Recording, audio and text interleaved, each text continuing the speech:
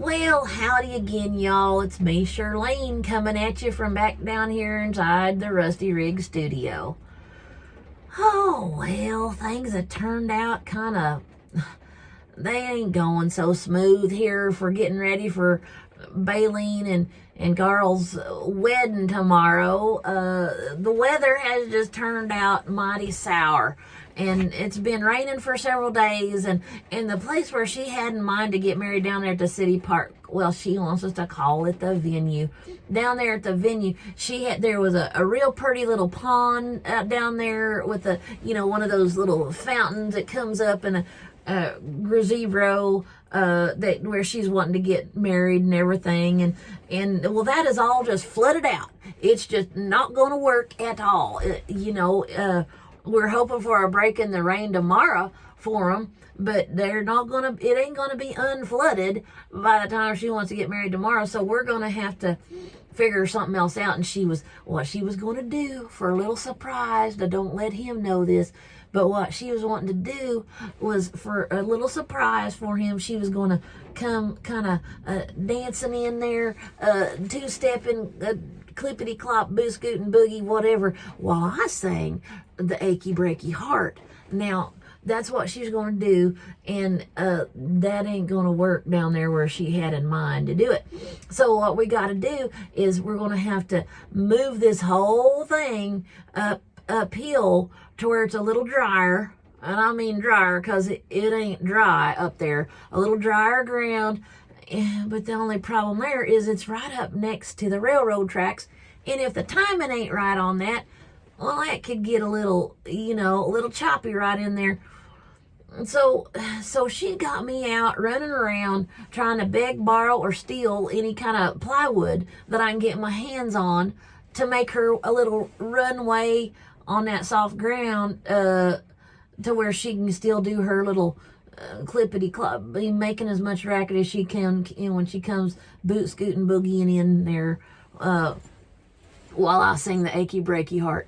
And so so that's what I'm doing. So if y'all have any plywood laying around or in your basement or somewhere out in the garage or whatever, and you don't mind loaning us a little bit of letting us borrow some of your plywood, just give me a holler or put it down in the notes down there, post it in comments and give me a holler, and I'll come and pick it up and I'll get it back to you in a day or two.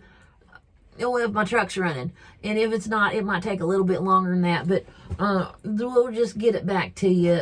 So that's one of the things that I'm doing today. And then she's got us down there. We're packing peanuts in these little tin buckets that she got at the dollar store, because her and Carl, their first real date was at one of them restaurants where you eat the peanuts and you throw the shells on the floor, and she thought that was just real neat. It was kind of a cute thing to do. And so instead of having a flower girl, when she's getting married again here, instead of a flower girl this time around, she's wanting us to eat these peanuts and then throw the shells at her. And so we's all down there and doing that today. That's another one of them things. And Meemaw's upset with me. I don't know what the deal is. I kind of if I think about it, I think she got her nose out of joint with me, because she said, Shirlene, the wall in there by the bathroom, it looks like a woodpecker's got loose in the house. And I think she means where I drilled those holes to put up their bell system.